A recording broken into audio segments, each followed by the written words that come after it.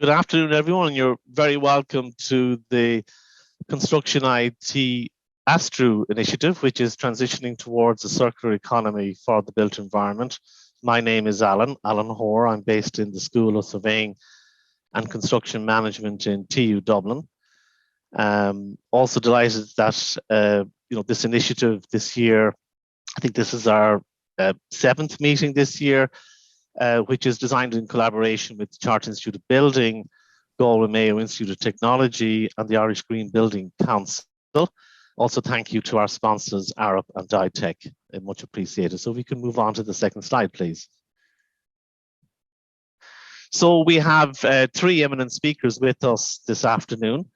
Brendon Goss, for European Accelerator Manager from Tangent in Trinity College Dublin.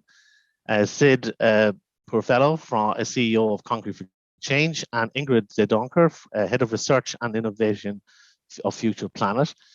And so in that order, these people will be presenting. The theme, I suppose, this afternoon is looking at exploring how to transition towards circular cities. This year, we've looked at aspects such as the EU Green Deal and circular economy in the built environment, very much a topical issue across the globe. Life cycle and whole life carbon thinking, educating for a circular economy in the built environment, the role of planners, the role of clients, the role of design teams, contractors and suppliers and manufacturers. So it's really opportune to finish on this sort of more global theme of circular cities. So as chair this afternoon, my role is to keep us on time, and but also to encourage our attendees this afternoon to ask some challenging questions to our speakers. So if you could use the chat facility there just to pop any questions in, I can keep an eye on that. So again, you're all very welcome, and I'd like to invite our first speaker, Brendon Goss. Brendon, good afternoon. Hi, Alan. Nice to see you. Nice to see you again. And so you're going to be looking at the at the whole circular economy and urban innovation. So if you want to just start your presentation there, Brendon.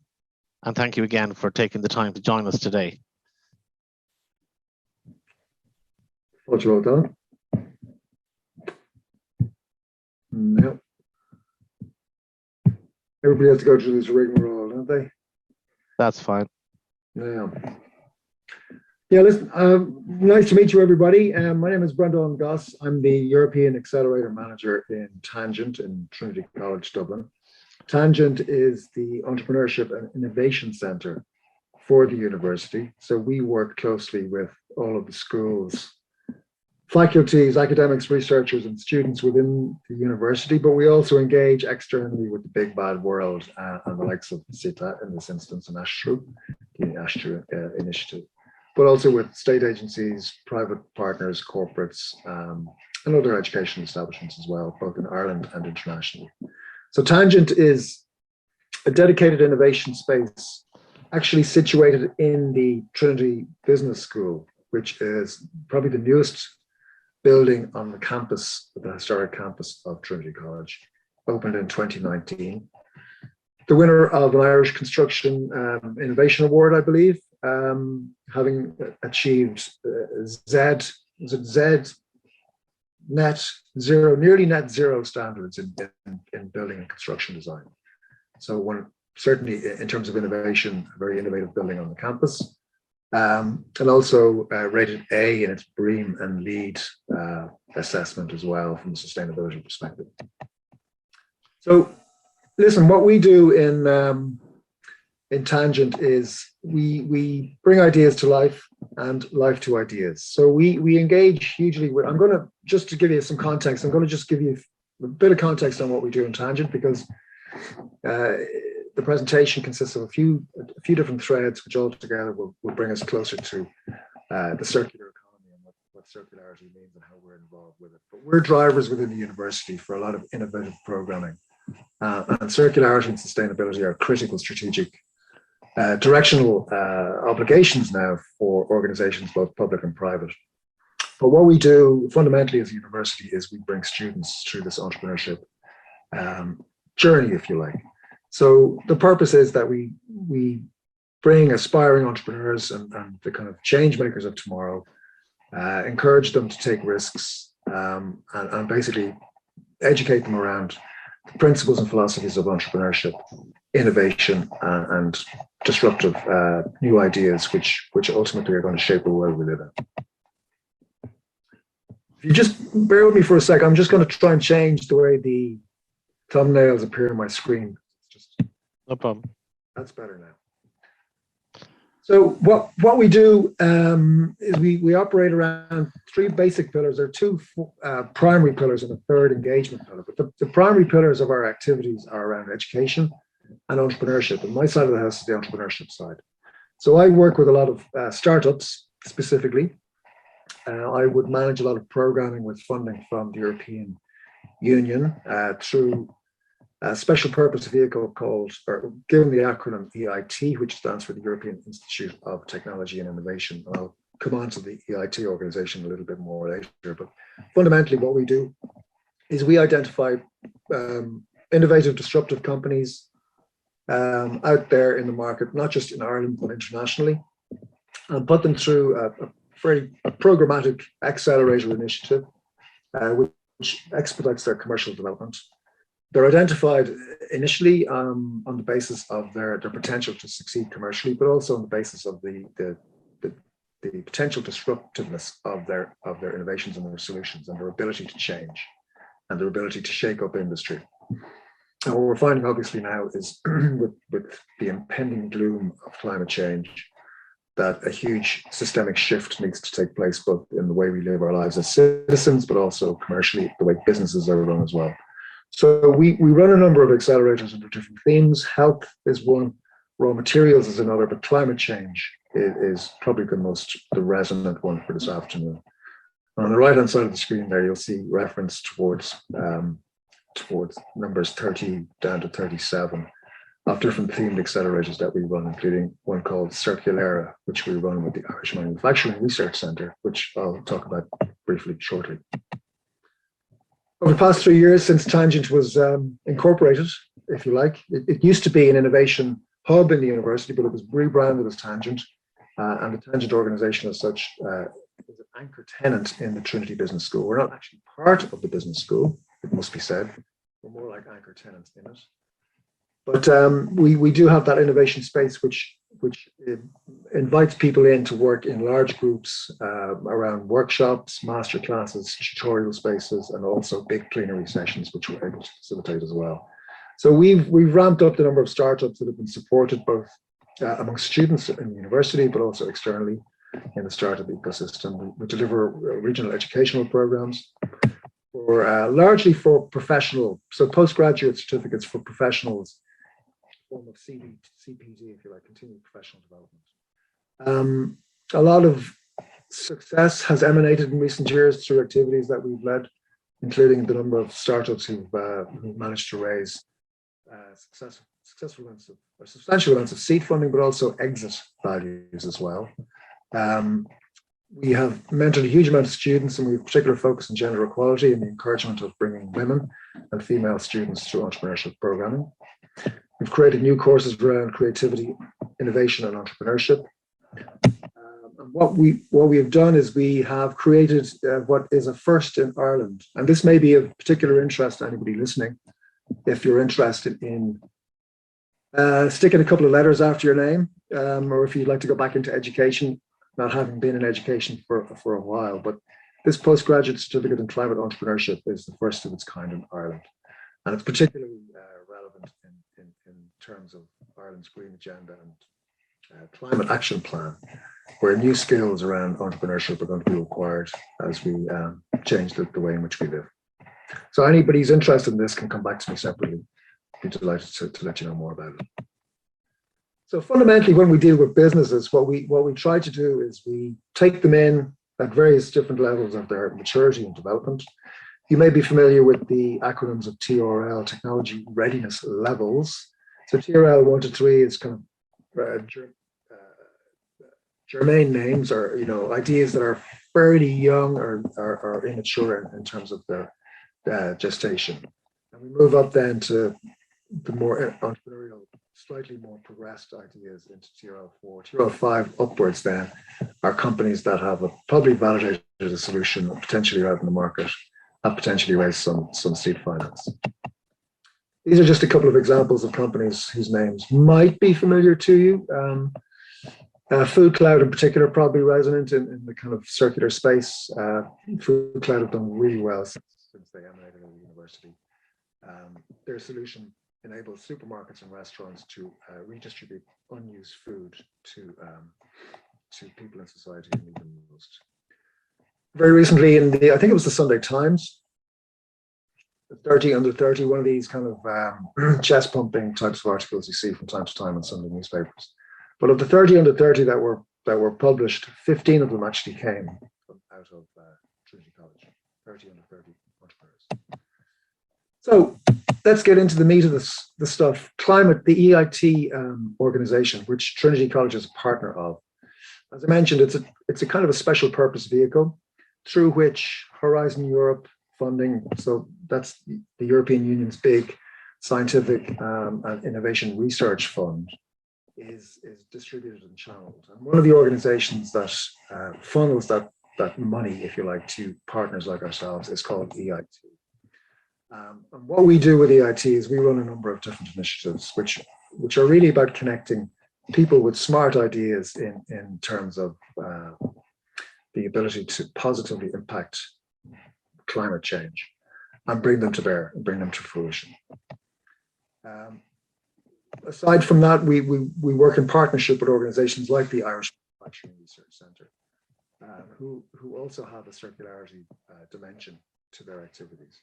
So we're running their innovation program, innovation and mentoring program, on behalf of the IMO, and that has the title of Circular, which is all around circular manufacturing and the circularity of the supply chain within the manufacturing ecosystem. So what are the KICs? They're commonly called KICs, K-I-C, so EIT, the European Innovation Technology and Innovation. KICs, K-I-C stands for Knowledge Innovation Communities.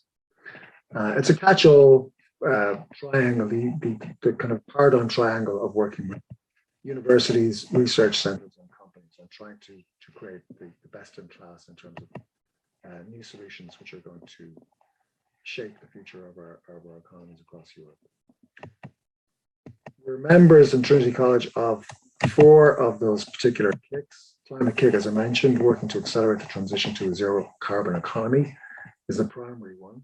Raw materials may be of interest to you from a built environment perspective, just in terms of how we try to mitigate carbon damage and the materials that we use, that we mine, and that we use in the production, particularly of concrete, for example, or the application of any raw material in the production process. Health is a very, very important dimension, obviously. There's a huge overlap between all of these KICs, and we try to collaborate across KICs as well, thematically. These are a couple of slides here of companies who've come through our program successfully. Both the 2 or 3 that I'm going to show you now all have very strong circular characteristics. Collect, an Irish company based out in Waterford who went public. They IPO'd on the NASDAQ North, which is a kind of a chapter of NASDAQ based out of Sweden. So they went public a couple of years ago and are doing great guns at the moment. They enable you to put out unwanted household objects for collection that can be redistributed, or at least optimally disposed of in an environmentally friendly way. Hexafly have created a very innovative way of making the food distribution chain for pet food, the pet food industry, much more sustainable. These guys, Recycle I, have an AI robotic technology which helps recyclers to more efficiently identify the types of plastic and recycling objects that a recycler needs to correctly package for redistribution.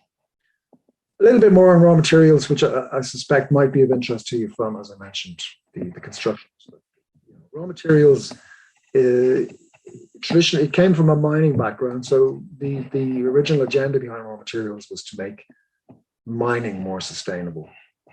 But it has since developed into a far more applicable type of philosophy for consumption in general and production and supply chains in general. So what we try to do under raw materials is highlight resource efficiency in mineral processes and mining processes, but recycling and material chain optimization for end-of-life products. And end-of-life products, maximizing products that we have currently in use and so on. These are core philosophies of circularity and the circular economy. Designing of products and services for the circular economy is critical because the design part needs to take place much sooner in the supply chain and the production chain than it traditionally has in recent years. So as I mentioned, Circular is an interesting initiative in and of itself. The IMR is centered to a huge network of industry partners across Ireland, across the economy, multidisciplinary partners who come from different backgrounds, from pharma to food manufacturing to engineering and packaging and so on and so forth. So the circular economy, from the point of view of Circular, aims to keep materials, components, and products in use in the economy for as long as possible. Core tenet. It aims to optimize every aspect of the product's life cycle, from the raw material status and the extraction of that material to manufacturing and first use, and to develop multiple use lives thereafter through product redesign, new business models, and novel technologies and processes. Trinity began the second cohort of its innovation and mentorship program under the Circular Initiative just in October. So this current cohort consists of 5 very diverse companies in the circular space, added to the 5 that we worked with earlier in the year, and we have another cohort of 5 coming in next year. So it'll be 15 circular economy companies will come through that accelerator program over the next over a 2-year period. So this is the kind of meat and bones of circularity and the circular economy as we see it. I'm going to give you just a couple of broad level slides on how we understand it in general terms, and then I'll get into more specifics about the city circularity of the urban environment thereafter. So listen, Ireland, in case you're not aware of it, is a little rock beside a bigger rock on the edge of the Atlantic Ocean. But we're totally exposed to what we can call megatrends, both environmentally, industrially, socially, and climatically. So what's happened in what's, at least in terms of the consciousness that we have now, what's apparent is that there's been huge demographic and social change. People are living longer, having fewer children, and more of those people are living in urban centers. So the rapid urbanization of the globe is having a huge impact in terms of consumption and the way we live. So more than half of the global population currently live in urban areas, and this is expected to increase to nearly 70% by 2050. Throughout this chain of identifiers, it's worth bearing in mind, how we currently understand these statistics, because they are unbelievable when you consider the impact that they're having on the environment. The deruralization, if you like, and the industrialization of traditional rural economies, and the mass urbanization of populations is having a massive strain on sustainability as we know it. So technological breakthroughs, emerging technologies and global megatrends are colliding to disrupt both business and society. We all know that. At every level, no matter what your occupation, the way you work has been transformed radically in recent years, and we call that digital transformation, for want of a better word. But the word digital is pretty much a catch-all for any kind of new technology at this stage. But even within digital, we have shifts like artificial intelligence, Internet of Things, and more besides, which are completely altering the way we live. And there's an environmental impact on that, because every time you scroll through your iPhone or look at your emails or stream a video, you're using energy that's generated from a data center, which may be powered by a fossil fuel power station somewhere. So, there's a linkage and there's interconnectivity across everything that we do. So the shift in global economic power, a huge transient shift towards China and the power of the Chinese economy, based largely upon the population of that country.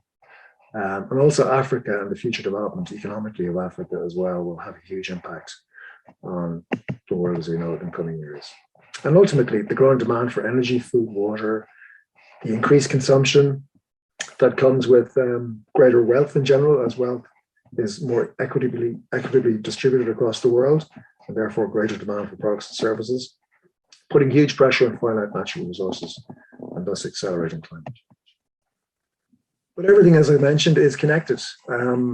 Everything has a consequence. Everything that we do ultimately has a consequence. And perhaps, despite all the bad news and the kind of tsunami of climate change catastrophes that we're witnessing on a regular basis, it does at least give us pause for thought that we can do something if we just change the way we live, or at least consider how we might be able to change the way we live, and ultimately then what impact that has on people. You can see, if you may be familiar with the 16 Sustainable Development Goals as set out by the United Nations in 2016, but they really focus around fundamental things like food, water, equality, housing, fundamental human needs that we need to take care of, that we've taken for granted for so long. And the circular economy is becoming more and more now, coming more and more, I should say, to the fore in terms of how we can actually change and make the conditions in which we live, in which we hope our children and grandchildren will live, much more sustainable in the long term. And that hums and rhymes again with how we use technology and how efficiently or inefficiently we're using technology.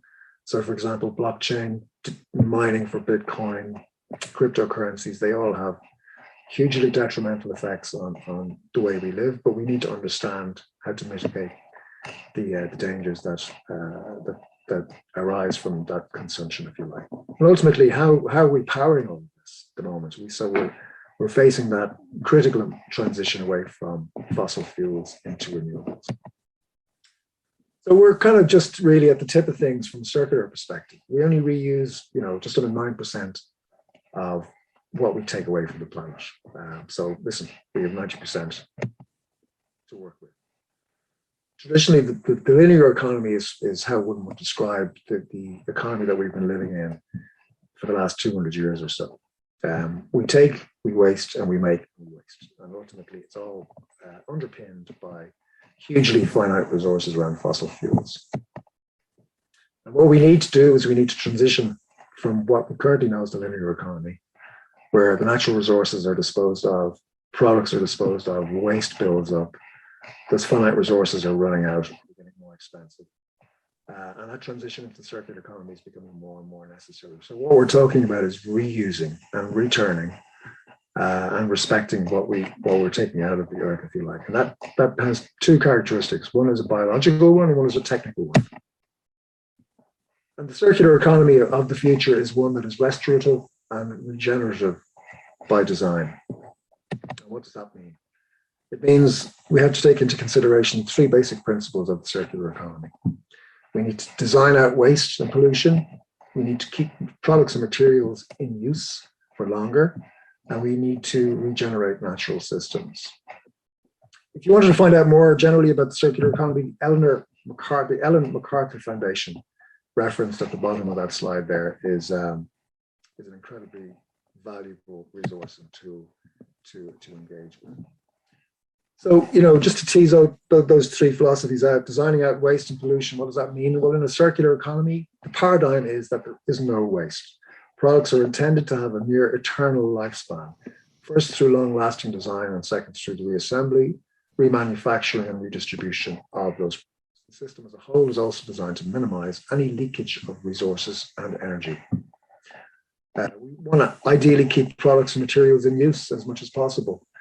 The circular economy model distinguishes between consumable and durable products by establishing two different production cycles, the biological and the technological or the technical. So consumables with a short lifespan should be made with biological, non-toxic and compostable components that can be safely returned to the biosphere at the end of their life. And products that can't be made with biological components like computers or engines are designed to be durable, reusable and upgradable.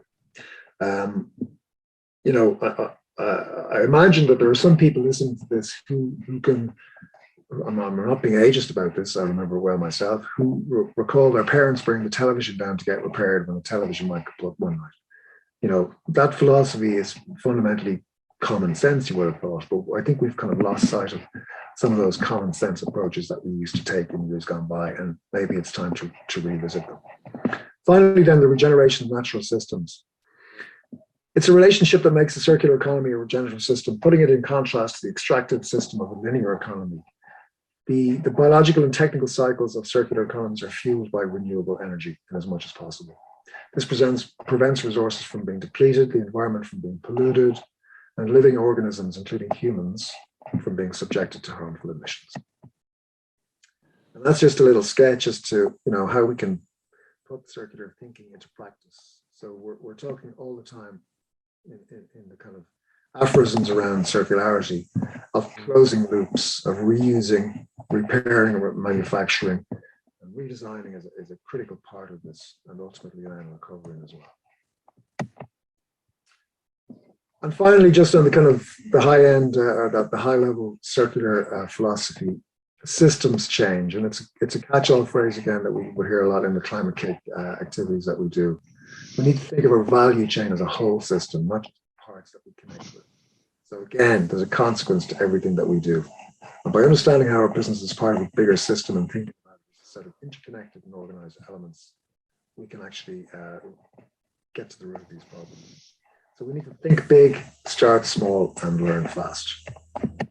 I'm just going to finish with a couple of. Do I have time, Alan? Yes, good. Yes, you do.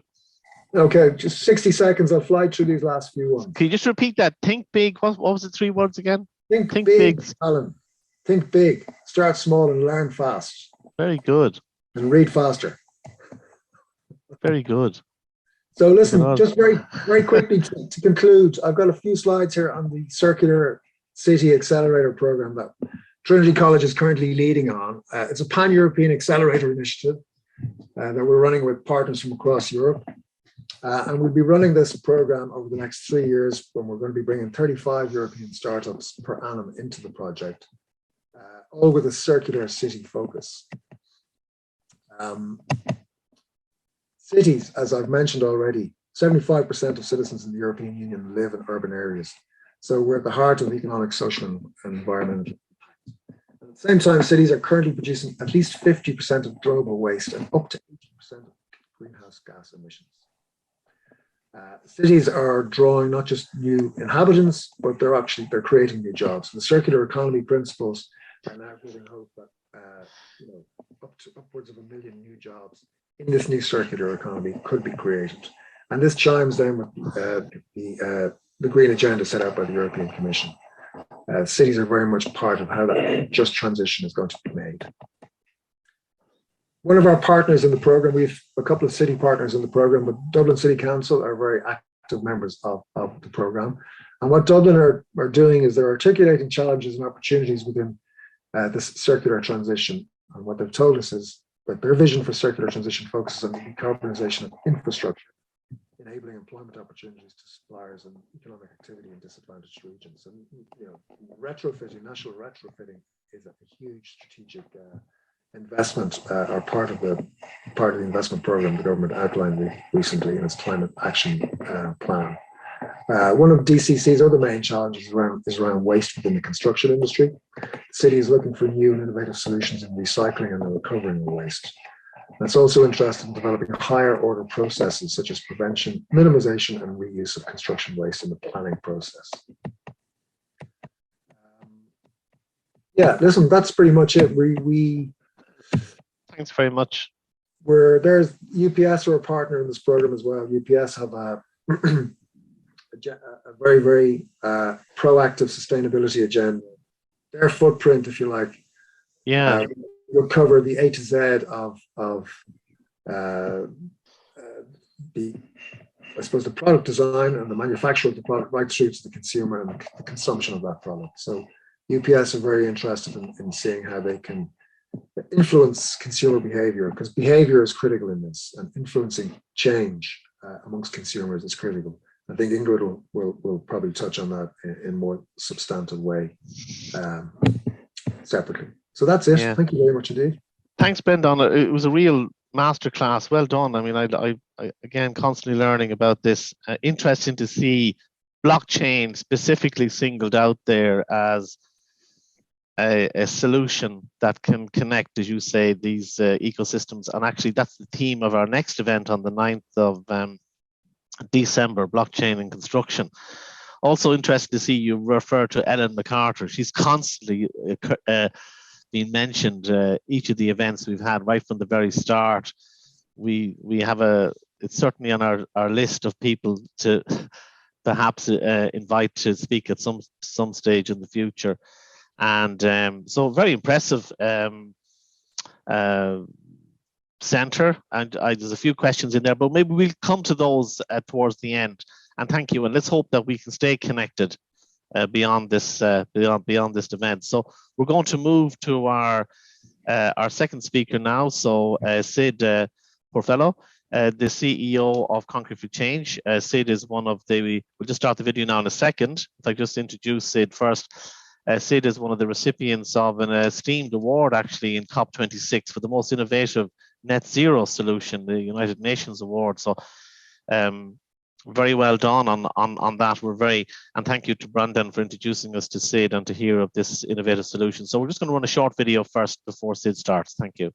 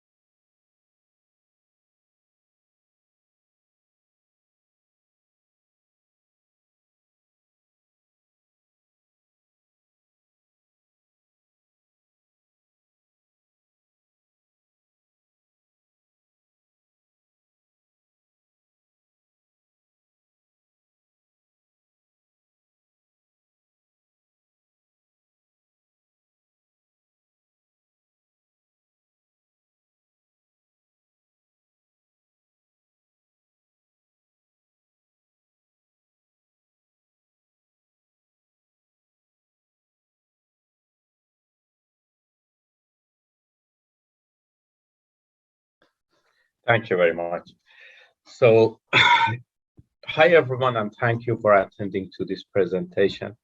As Brendon said, we are one of the partners for Circular City Accelerator. And just trying to share my presentation.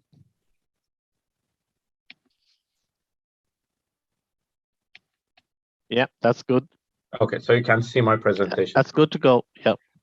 So I guess Michael said everything. So I'm Sid Pourfalah, and I'm a chartered engineer, civil engineer, and my background is construction. So I'm CEO of Concrete for Change. Concrete for Change is the research and development company which working in clean tech field. We are trying to reduce the emission coming from construction, reduce the waste of concrete, and also make the concrete greener compared to whatever is available. So let's start the discussion to see the importance of concrete. If you look around yourself when you're sitting in office, or if you are walking, cycling, driving, or even sitting in train, you will see concrete. So basically, every single building, bridge, tunnel, construction, infrastructure is built by concrete. So that's why the concrete is the second most used material after water. And if you like to see how much concrete we are using in the UK or other country, or mainly in China and India, I can give you an example. So China each year, it is building a city same size of London, mainly from concrete. So you can see how much concrete we are using each year. So now you can see why concrete is the second use material and why it's responsible for 8% of global emission.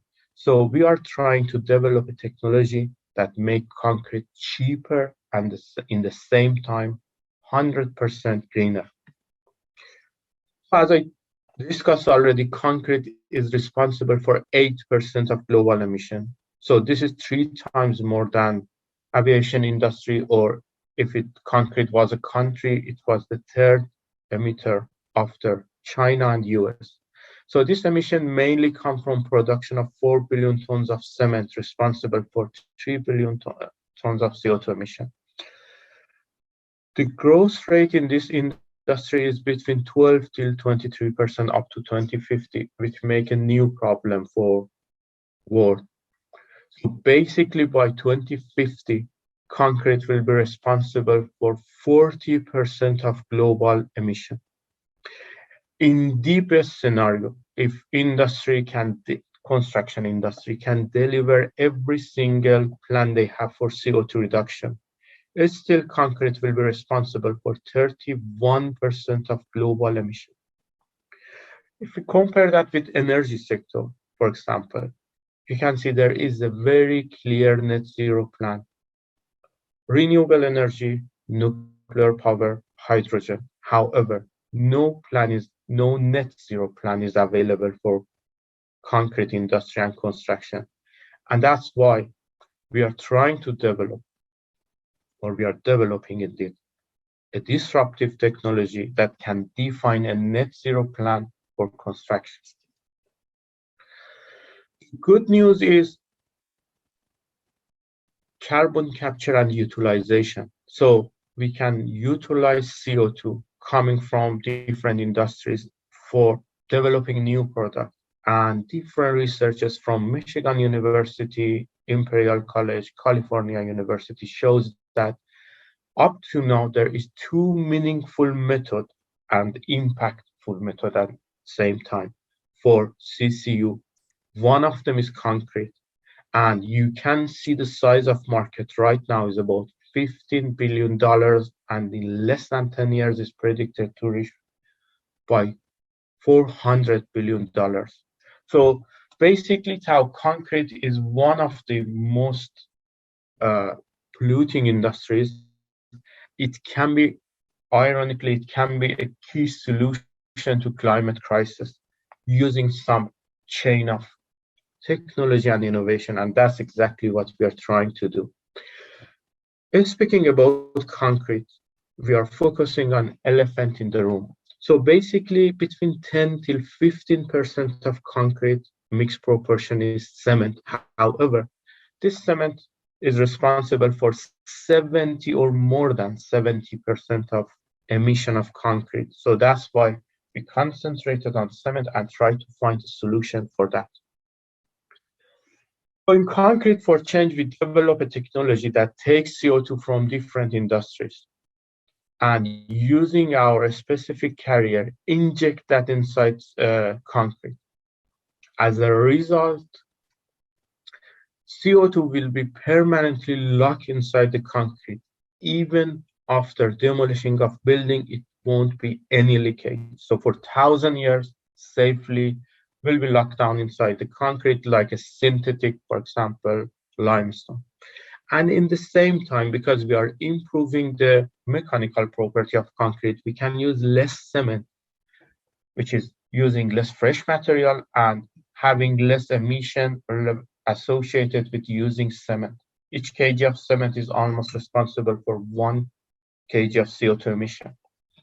In the same time, this technology is not disruptive for concrete industries, so we don't need to change the procedure of production of concrete, and they can just adjust a small part to whatever they are doing right now. The scientific background of this technology. So basically, absorption of CO2 by concrete called carbonation. It happens naturally, but is painfully slow. It takes more than 100 years. So in concrete for change, we develop a technology that enable concrete to absorb CO2 and reduce its embodied carbon between 40 till 100% by accelerating the carbonation from 100 years 200 hours. And speaking about our value proposition, so first of all, we are using less material, including cement in concrete. So our concrete will be about 30% cheaper than normal concrete. Because the emission of our concrete is less, we can mitigate all of the CO2 tax and CO2 cap, which is introduced to the market. And finally, we have for each $100 or euro of concrete we are selling, we have up to 40 euro of addition carbon offset market. Putting all of them together, our concrete can be 70% cheaper while it's 100% greener. So it's the net zero concrete. Just giving you an example, if we are going to make a complex from concrete a bit bigger than like Shard in London, we need something like 100,000 cubic meter of concrete. You can see how numbers for traditional concrete compared to our concrete. In terms of material, we are cheaper, CO2 tax and cap, we are significantly cheaper, and we have carbon offset market.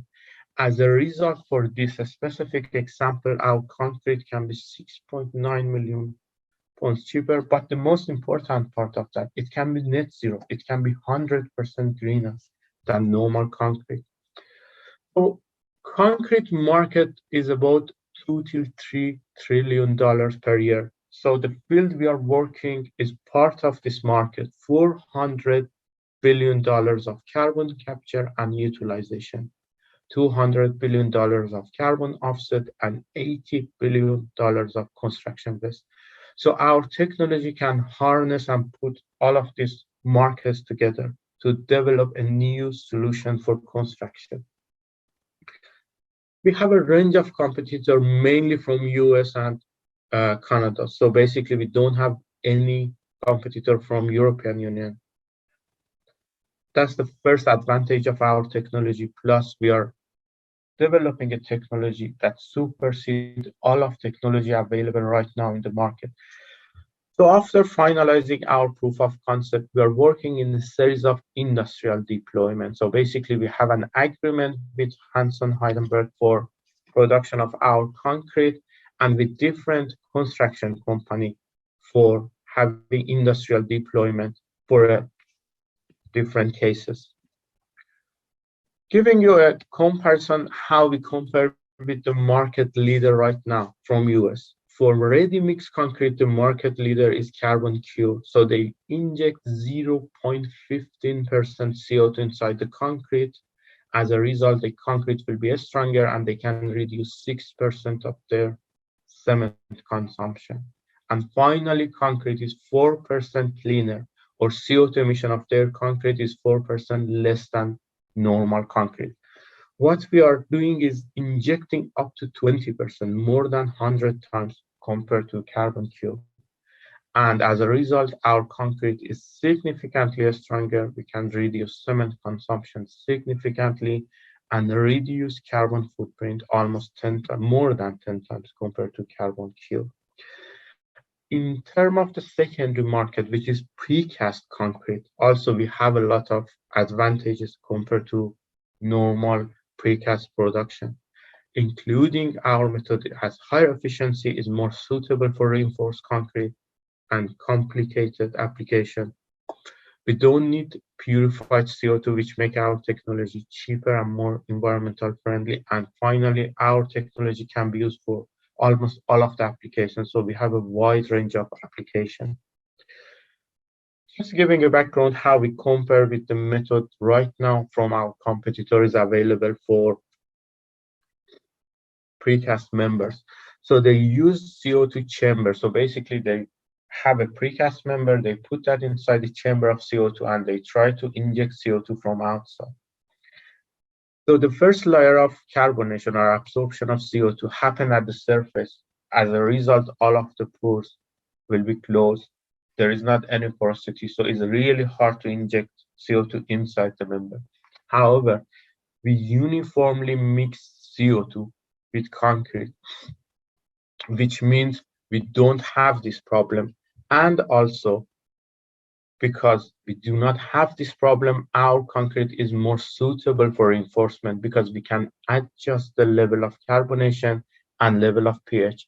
So in the chamber, CO2 chamber, competitor cannot adjust the level of pH. So they have a maximum pH, they have maximum carbonation, and the pH will drastically reduce, which means the concrete is not suitable for reinforcement, so they cannot use rebar there. However, we can adjust the level of pH we need by adjusting carbonation of concrete.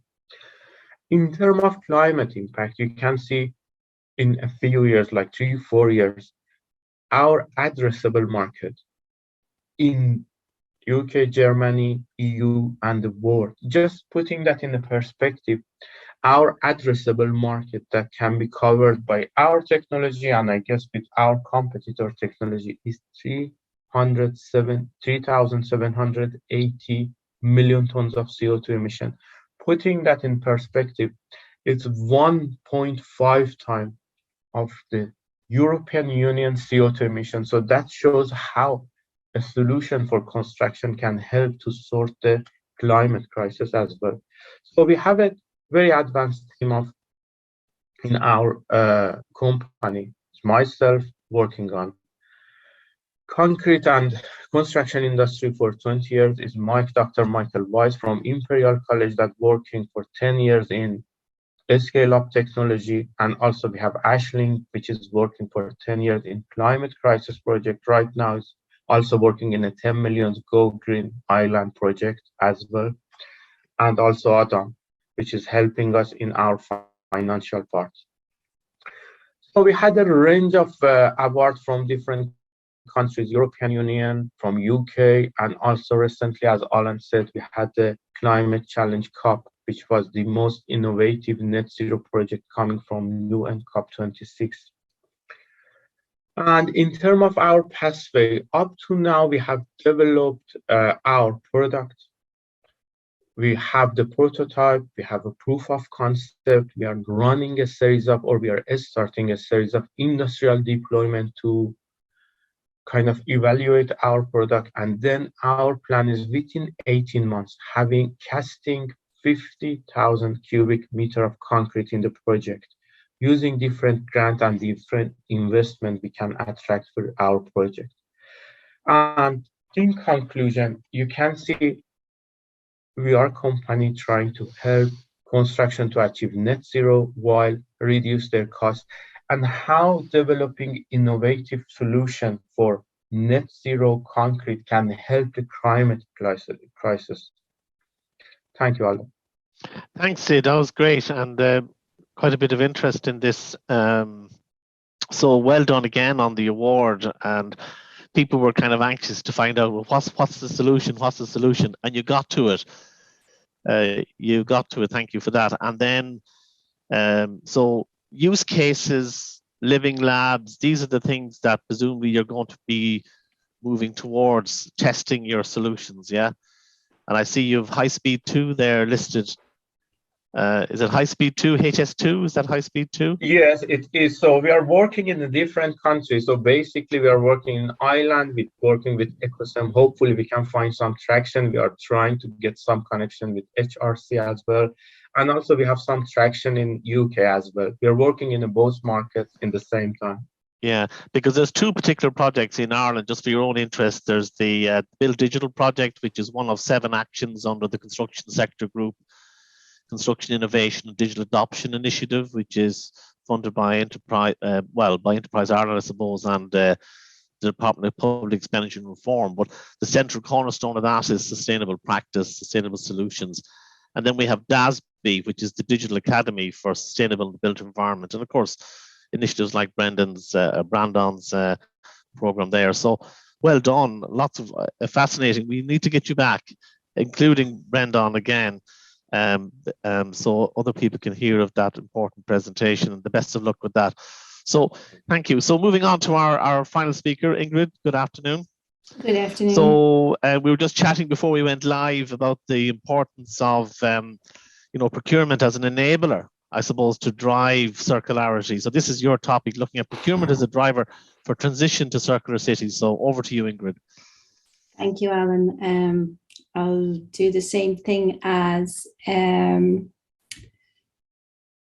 Breandán. So hope to see, you can see my slides, yes? Yes, good to go. Good to go. Okay, so thanks again for having me. As Alan said, my name is Ingrid Doncker, and I'm just delighted to be here. I always come from the procurement and the supply chain lens. I've been working in procurement and supply chain for the last 25 years in different industries, different roles, for private sector, public sector, as an employee, at executive level, as an entrepreneur, and as a collaborator now as head of research and innovation with Future Planet, which is an AI sustainability platform.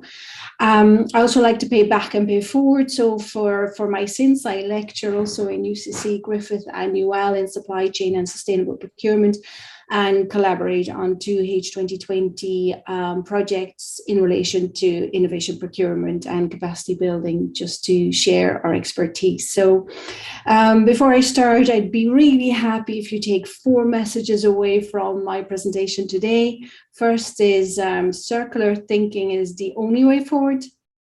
Secondly, buying and selling decisions that you or your organization make are core drivers for a circular future for all of us.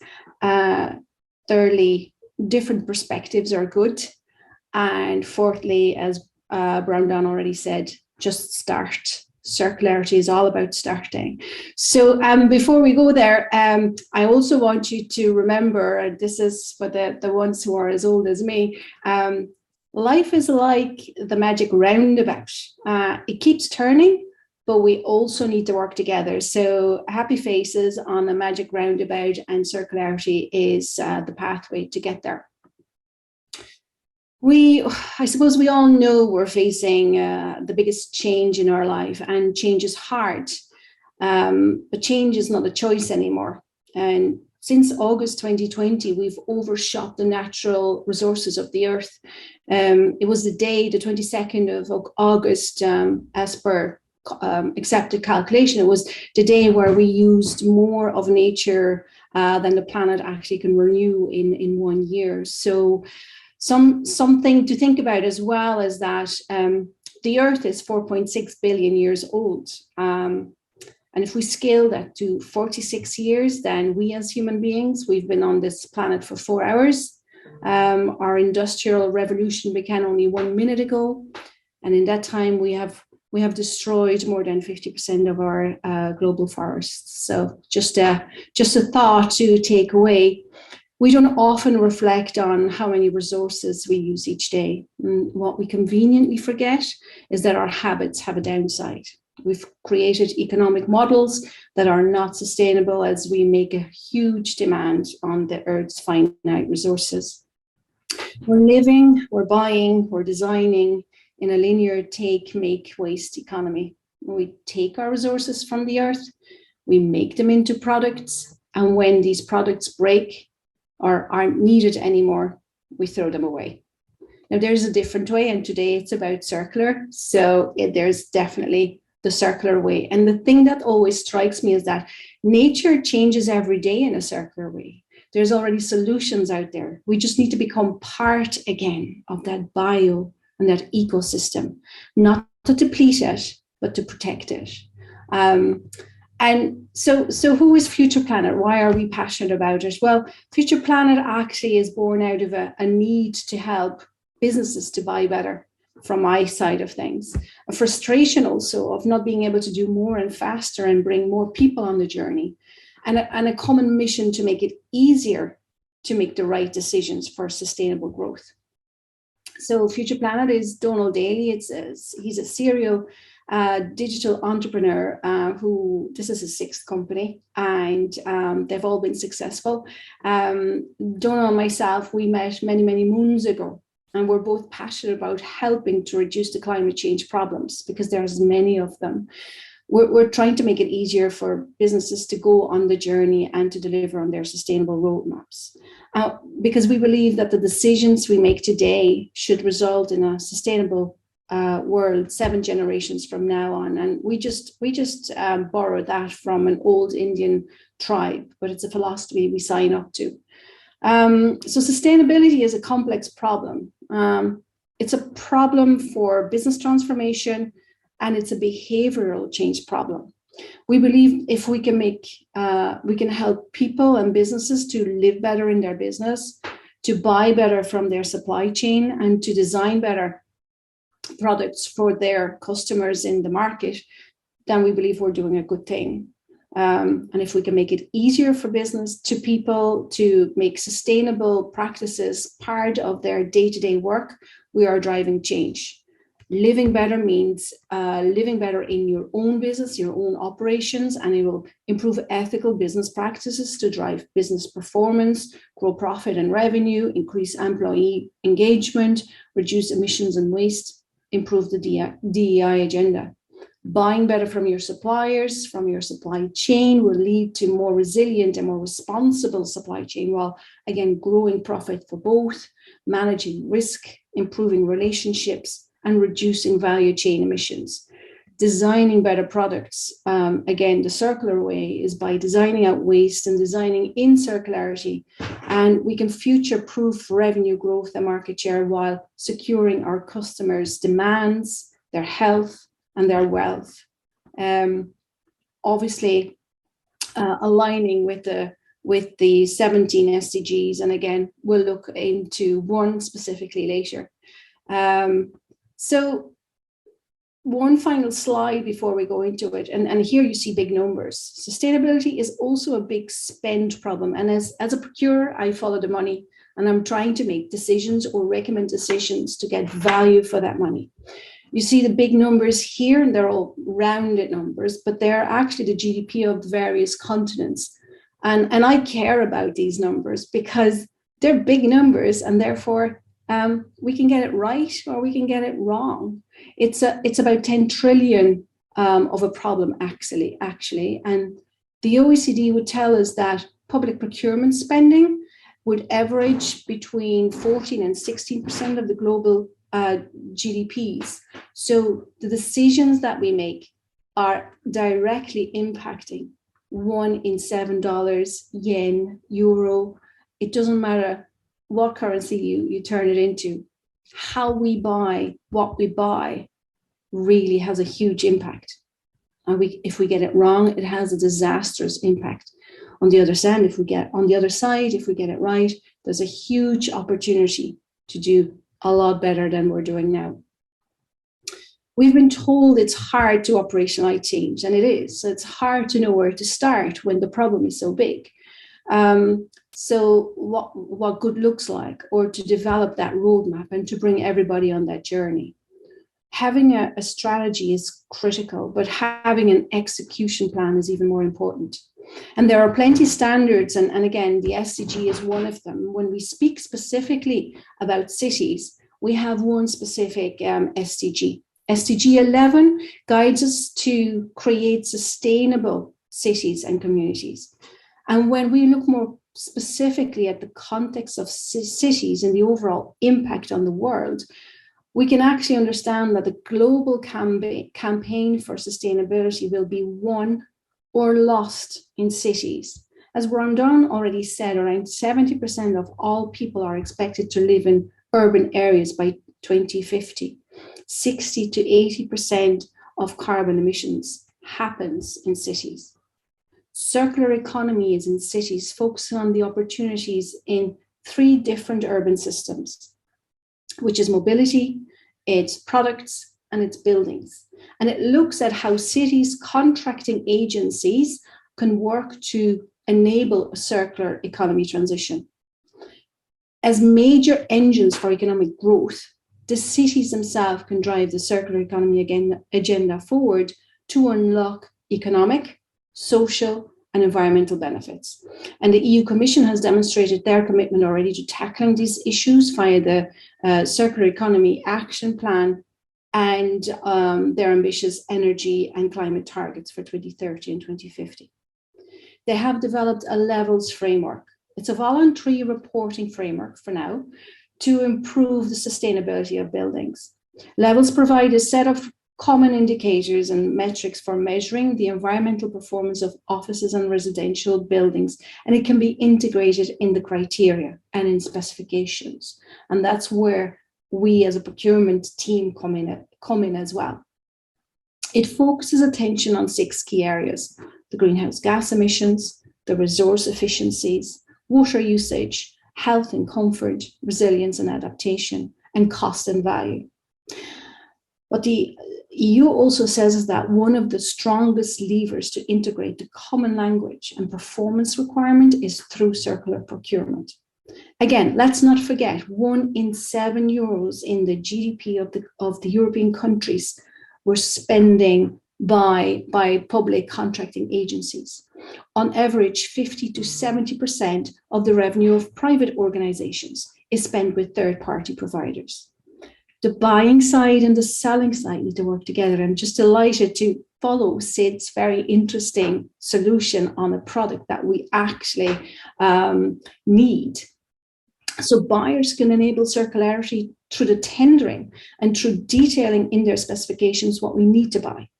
We need to consistently ask, and I would nearly say demand, the market for sustainable and circular solutions, products and services. Procurement and supply chain teams around the world are a core enabler of the move away from linear and progress to circular solutions. And this is as true for any SME as larger organizations. And for SMEs, please do look into the SME Climate Hub. There's a link there, but you can just Google the SME Climate Hub, and it has lots of oodles of resources and tools for all size businesses. Again, the Ellen MacArthur Foundation is a great source of what to do next and a stepped approach. So if the goal is circular cities, and the goal is to design out waste and pollution, keep products in use multiple times and regenerate natural systems, then common goals are critical for all organizations, for public, private, not-for-profit.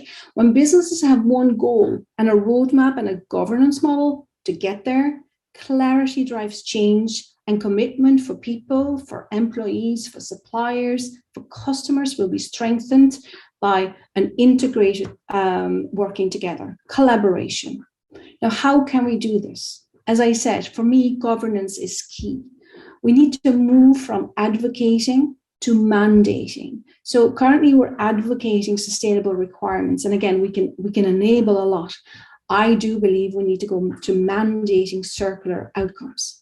I already mentioned the EU Commission developed levels, but it currently stops short of regulating. And I'm not for regulating, I'm just one for making progress where it matters. For public procurement in Ireland, the EPA as well published the GPP, the Green Public Procurement Criteria.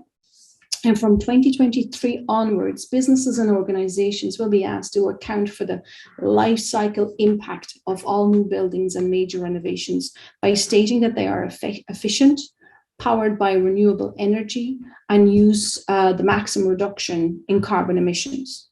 The Irish Green Building Council is collaborating as well with government department, and like yourselves, you're all driving the same agenda, which is amazing. I would like to bake in the green public procurement and circular criteria into our buying cycle and our specifications so that we can incentivize submissions from the suppliers for construction, renovation, and dismantling practices throughout the life cycle phase.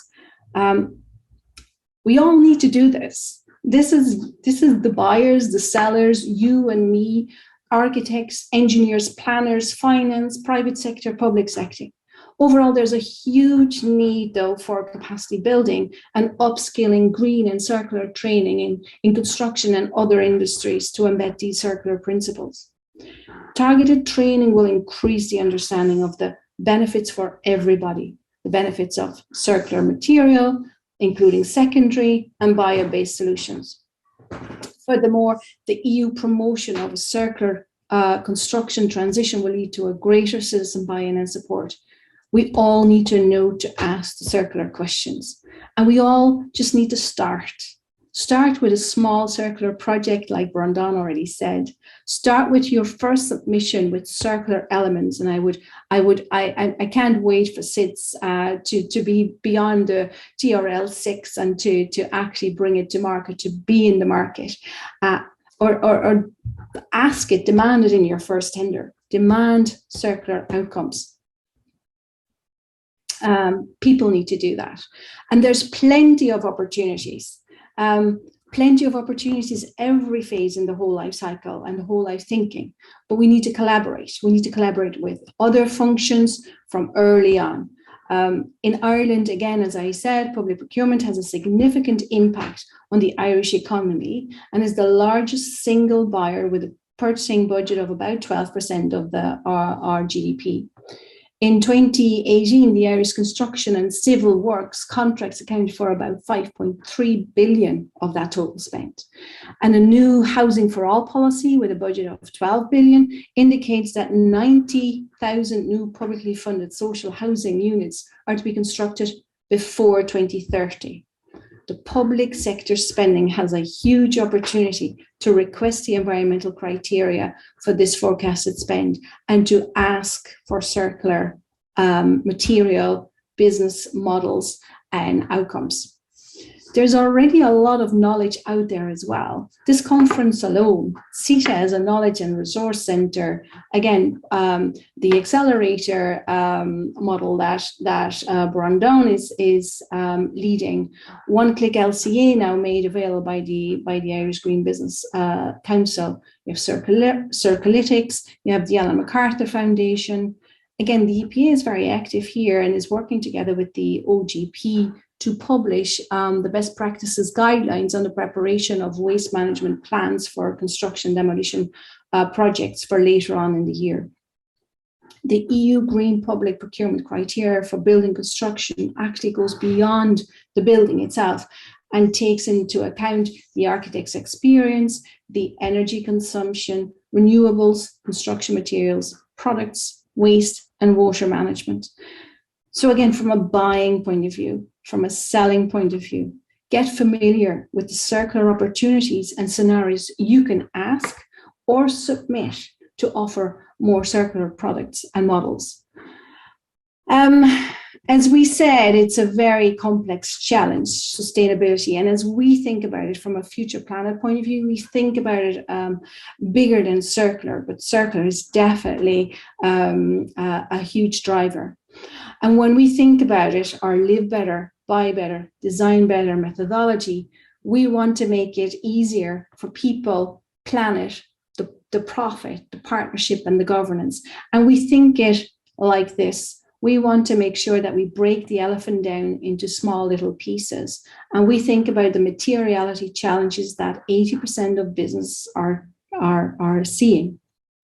So based on our live by design and depending on the focus, you can see we have identified about 30 priority challenges, and it's bigger than just carbon accounting.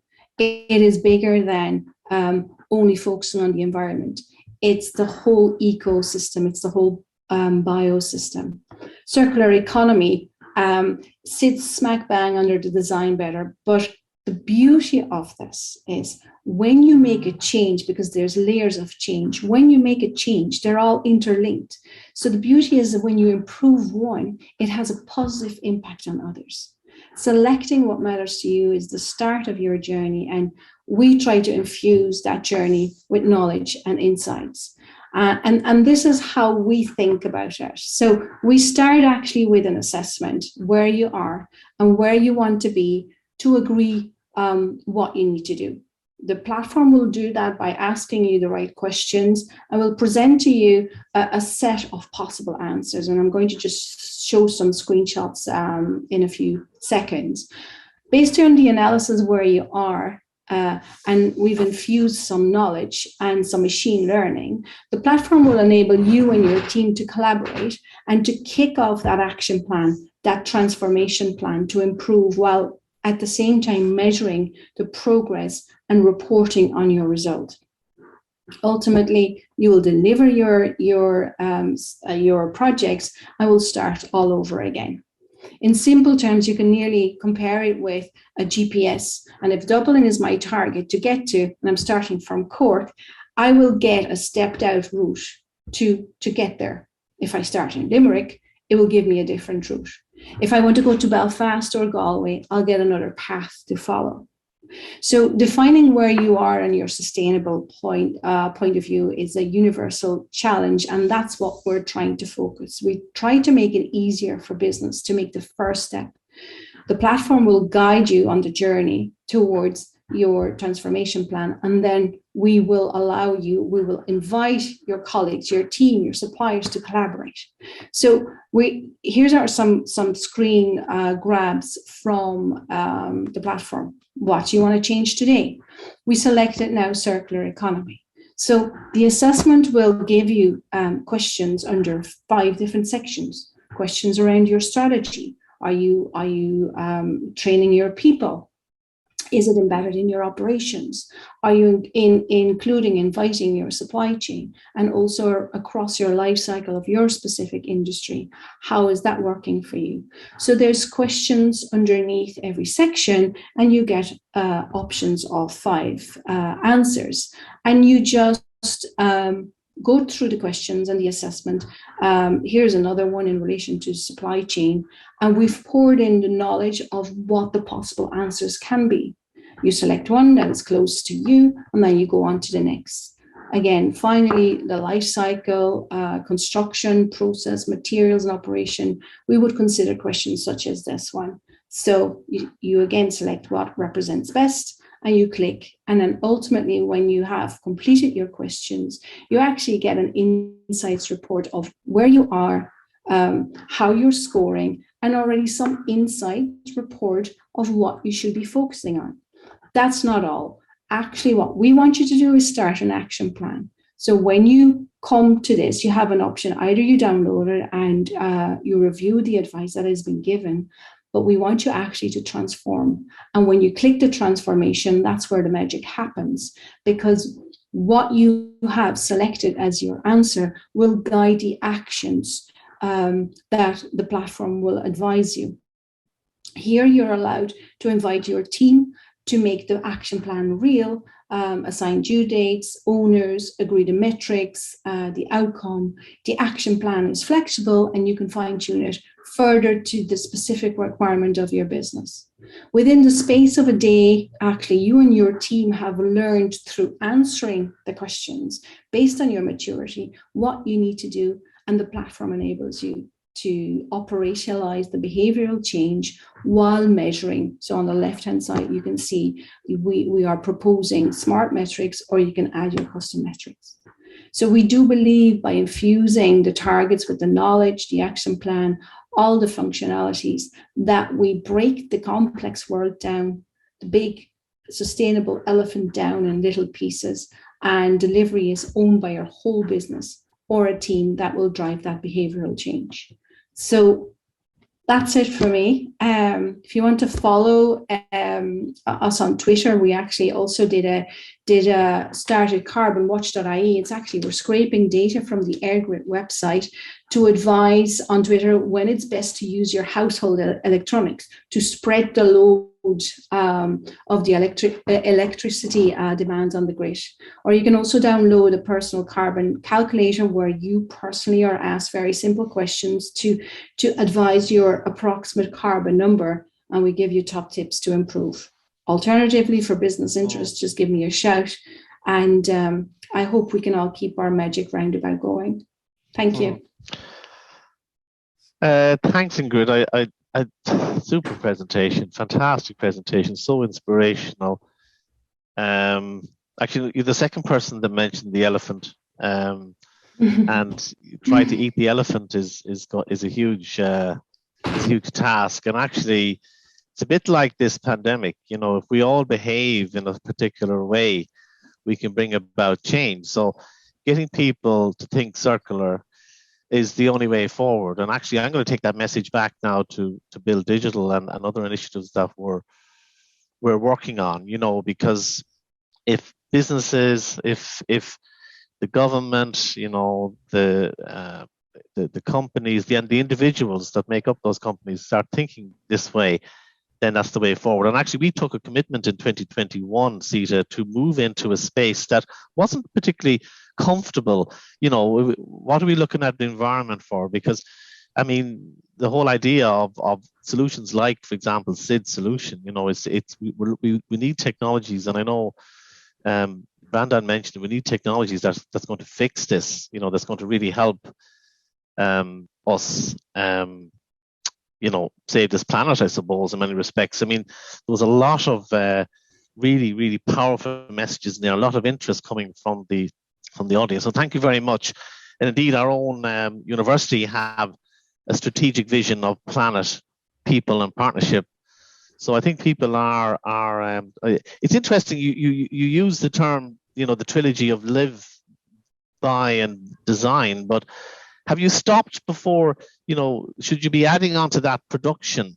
Should you be adding on to that consumption and recycling, or is there, you know, it's just a general observation? Well, when we think about the live, everything you do in your operation, in your business, falls under live. So it's production. Yeah, okay. Everything you do as a consumer, also as a business, you consume. Very everything good. that you buy from your suppliers, what you demand from your suppliers, and again, your supplier, the difficulty, and again, if we just focus on carbon.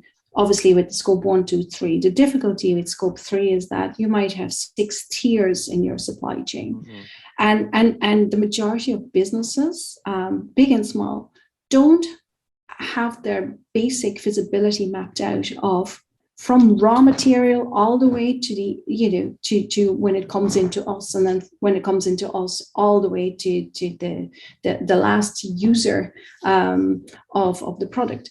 That cradle to cradle view, the majority of businesses don't have that yet. From a supply chain point of view, we need to go all the way back through our tiers. And so every buyer is a supplier to the next step in the value chain map. So the live by design, for the last 2 years we've been using it, and it makes sense to people. Again, we are trying to keep it simple because there's so many standards and there's so much language, and actually it has a negative connotation, sustainability, because it's made so complex, and we're trying to bring it home to everybody at home and in the business to just own it, just own our little piece of it. But there's implications when people make decisions to use concrete or steel or timber, or, you know, there's implications in procurement decisions, which is important, and that's why it's so important. Interesting to hear about EPA as well, how they're working with DPAR on the green procurement. I know green procurement is very much in the focus of the Office of Government Procurement and so on. So Sid has had to leave us. He did a great job as well. Thank you, Ingrid, super presentation. But Michael's here to field any questions. So I have a few questions there from the chat. So the first one is for Breandán. Does the Climate Entrepreneurship PG Cert focus on entrepreneurs who are specifically providing a climate, mitigation solution, or could anyone apply? Who's it suited to? It's for anybody at all. Anyone at all? Anybody at all. Okay. Primarily people who think they need to supplement their current roles, whatever they may be, professionally, with an accredited qualification around climate-related themes or in entrepreneurship and innovation. So if somebody wants to drive a climate agenda within their business, it might just feel or give them a slightly greater sense. Yeah, very good. Yeah. I know Rosemary from IGBC is very active in the chat there. Do companies that take part on the Accelerator program need to verify compliance with climate-related criteria to qualify for entry? No. It's depending on the maturity of the business. It's not always presumed that a company or a startup will have clients or will have customers yet. But the idea would be that they will have some sense that their customer development roadmap will have matured or developed sufficiently that by the end of the program, they will be reaching out to potential customers. So we're in that kind of early space where they're validating their solution before they acquire customers. That's usually the maturity of company that we take onto startup programs. Thank you. Connor Shaw. Connor, good afternoon. Connor has a question for Breandán again. Sorry, Breandán, you did get all these questions. You mentioned individual behavior as critical, of course, as it is an important aspect, but the message has been used by big business in the past to push responsibility away from themselves. Now, I know Connor's with us if you want to elaborate on that. Do you understand the question? Well, I understand the statement. Yeah. I suppose just a question. Could you just Hi, talk Connor. about that? Hi, how are you doing? Great panel, and thanks a lot. Just could you talk about that a little bit, because I think it's an important message to convey that it can be used as a strategy to just take pressure off companies and put it onto individuals. Yeah. Well, listen, at the end of the day, it's an individual's choice ultimately to either consume or not consume a product or a service. They can make educated choices based upon the sustainability strategy of a given business, or they can choose to ignore them. I mentioned the example earlier of UPS as a sponsor in our program, but taking a relatively counterintuitive position in terms of a debate we're having with them, whereby they see a huge amount of waste being generated across their supply chain when they're picking up parcels from this side of the spectrum and delivering them to people on this side of the spectrum. And they're taking back nearly 50% of the stuff that they're delivering, which is being returned because it's either too big, not what they wanted, or et cetera, or the consumers changed their mind. So it's become an incredibly inefficient supply chain process as far as they're concerned. And they're trying to use their position of influence in terms of informing customers about, what impact that kind of consumer journey is having. So yeah. without beating them over the head with a stick, the suggestion should be that rather than encouraging free delivery or free returns, businesses should be forced to actually incorporate much more meaningful and significant changes within how they conduct business. And ultimately, consumers are in a position of influence, if that's the case as well, by pushing back a little bit. Yeah.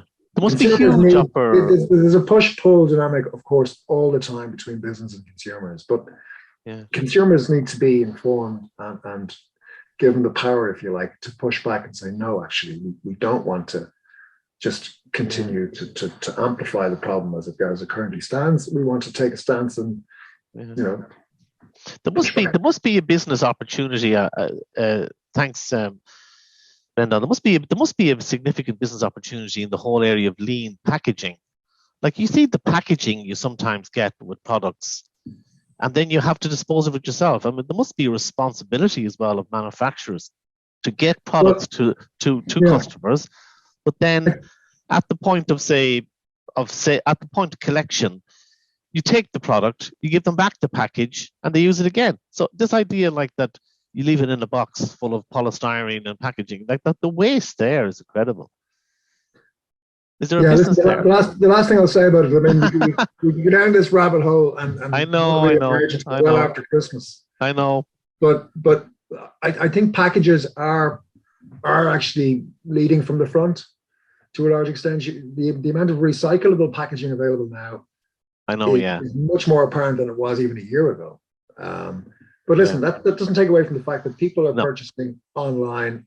It's all being delivered to their doorstep. There's a kind of a sense of entitlement almost amongst consumers that that's how it should be from now on. Yeah. And that's somebody else's problem to deal with the rubbish thereafter. But consumers we have a question for they have to take responsibility themselves.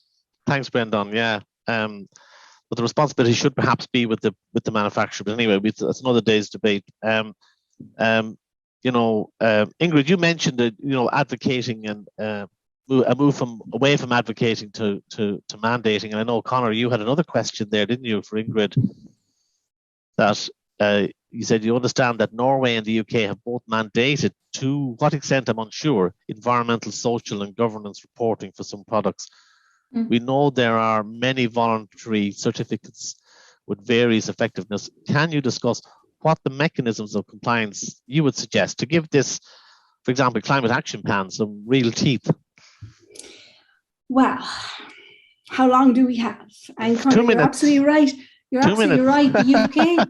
So the thing is, and again, that's where I believe that we do need to give whoever spends the money the mandate to actually demand change. But the UK, for example, and again Norway, you won't be able. Your submission will not be a part of the evaluation if you can't show that you have sustainable strategy or a roadmap in place. So I think it's for every contract above 5 million. So they upfront can say it's a pass or a fail. If you don't have a sustainable strategy, or if you can't show the environmental impact of your proposal, if you can't show that as part of the submission, we're not even interested in seeing what you're recommending to us. So you can't sell to us.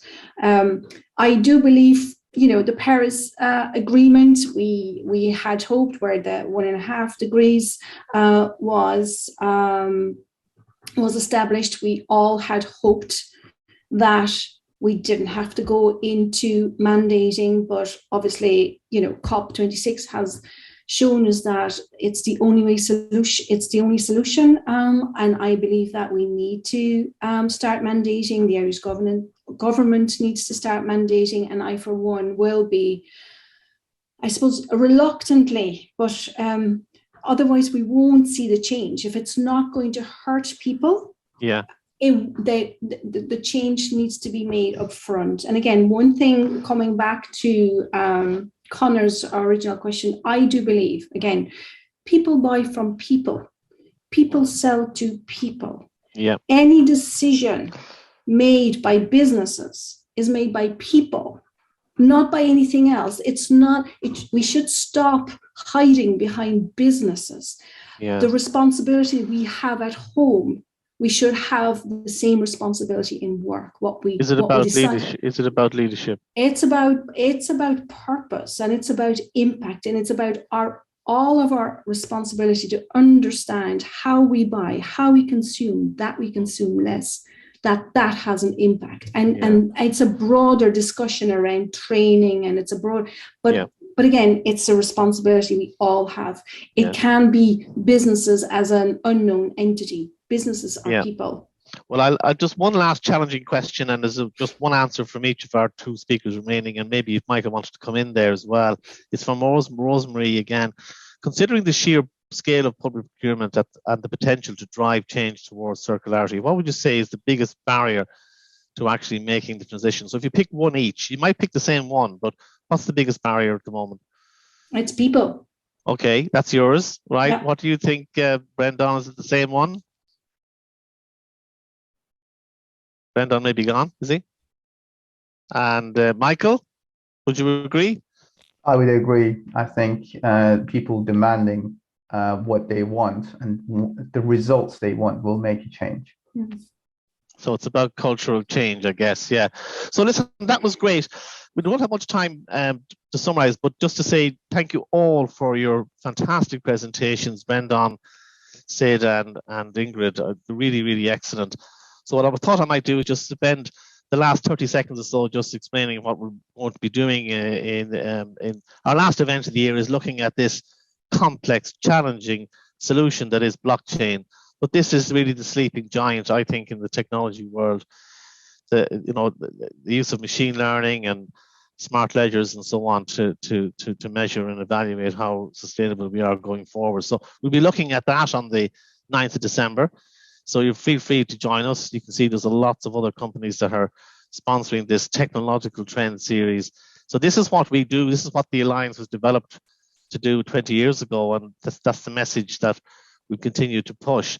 So also, we're trying to encourage more people to join. We're one of the few multidisciplinary networks in Ireland. We're right right from, you know, northwest Donegal down to the tips of Wexford and across to Dublin and so on, and the west. We've got lots of members, and we'd like to encourage you to join us for 22, and we also want to wish you all a very Merry Christmas, and thank you for supporting us this year. It's been an interesting journey and an important one. This question of circularity has also been very enjoyable to work with IGBC and GMIT and CIOB.